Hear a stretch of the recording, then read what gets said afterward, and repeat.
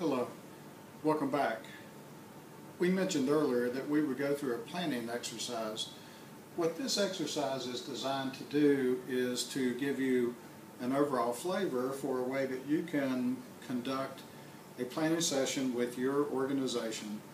And this can be done on a weekend. We found this to be particularly successful if you take a morning on Saturday, get together, 9 o'clock, 8:30, have a light snack, maybe coffee and donuts, and then try to wrap up by noon. Many organizations take this in 2 steps, and then we'll do the entire day.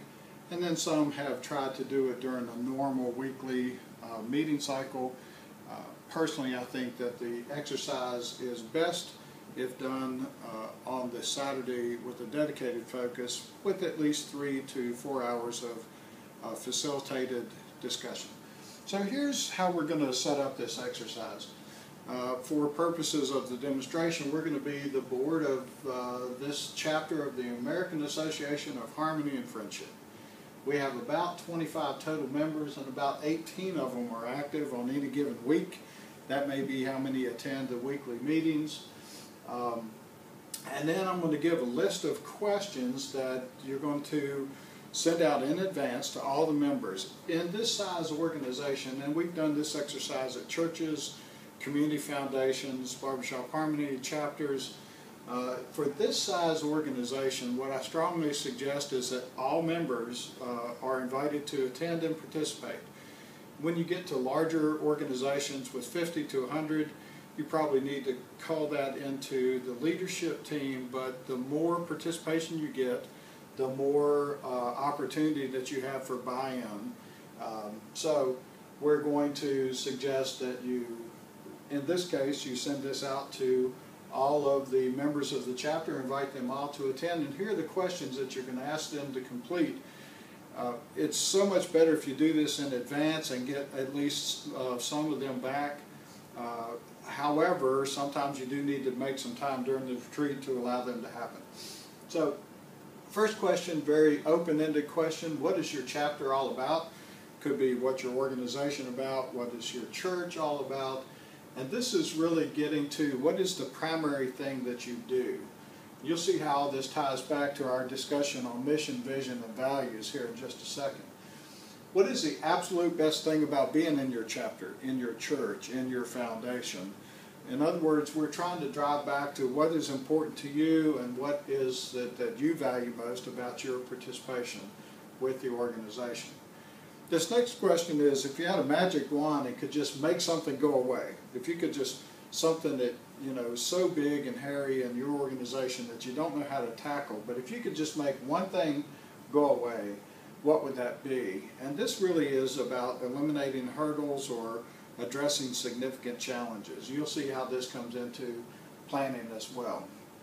Then we talk about how many people are active. When we do this for churches, we say how many people attend church on your various services on Saturday night, Sunday morning. What's your total weekly attendance or participation in all events? You can do the same thing for Sunday school, you can do the same thing for worship services. If you're talking to a foundation, how many contributors do you have now who make at least an annual contribution of more than $100 or more than $1,000 or whatever it is? You're trying to actually set a baseline for participation, however you want to define that. Barbershop Harmony chapters, how many people attend the chapter meeting every week?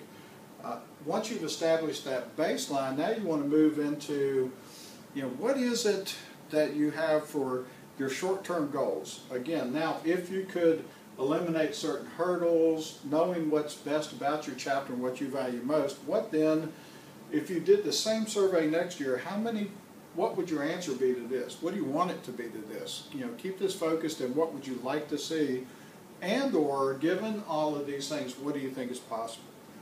Then you simply ask the exact same question about 3 years from now.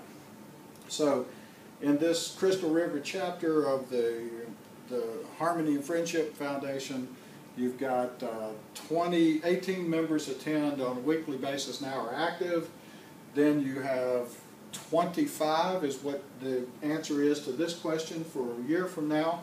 and 35 happens to be the answer. When you put all the answers together and you average them, those seem to be the answers in this particular example, which now you can see you're going to come back into your planning and tactical analysis to say what are the things that we have to do to get to the point where we have 25 and 35 respectively. Last question is anything you want it to be that's going to allow you to personalize the retreat in some way. You ask people what their favorite candy bar is. You find out that there are 3 or 4 different favorites that people have. You buy some of those candy bars, take them to the retreat. It could be anything. You're just trying to personalize the experience. So now that you have all this information at the retreat, there's several things that you may want to do with it. And all of these are acceptable to be put together in any combination, and some have found them better than others. The stump speech, or the elevator speech, is quite simply, if you got in the elevator on the first floor of a very tall building and someone said, "Hey, I see that button you're wearing says, I sing. What does that mean?" You've got to be able to articulate in as succinct and concise a fashion as possible between here and the 40th floor what that is. Stump speech really is the canned or prepared speech that a politician has that says, "Why would you vote for me?" So this is taking those elements, our mission, a vision, and values we talked about before. What do we value as an organization? What's important to us? Who are we, and who do we want to become? And then incorporating them with the answers to the questions that we had in this planning exercise for what are we trying to accomplish, what are we hoping to be next year. And then putting that into a very concise statement that everybody can carry around with them. Again, you see the same answers. We can convert them to mission, visions, and values because, as we talked about, there's mission, here values. There are opportunities here to convert this into tactical planning as well. So use the information to convert back to mission, vision, values, and even to work on our mission statement if we need to establish that. And then again, you saw how those next to last and the question before that really talk about establishing some short-term and medium range objectives that we can use in tactical planning for the organization.